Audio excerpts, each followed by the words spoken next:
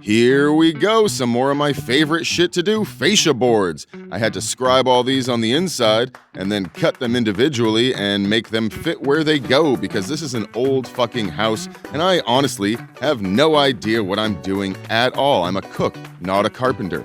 But they're looking all right. The soffit's back up there. It's a box. I mean, that's a plus, right? Now I just got to do a little bit of sanding to make sure that all the seams match up a little bit better. Because, again, cook, not a carpenter. Once we get all the sanding done, we're gonna caulk it and seal everything up. Professional caulker. Yeah, you knew it wouldn't be a video without me whipping out my caulk. Then after we seal everything up, this little part here needed a new piece of fascia. So I cut this little piece. Looks like it fits pretty good.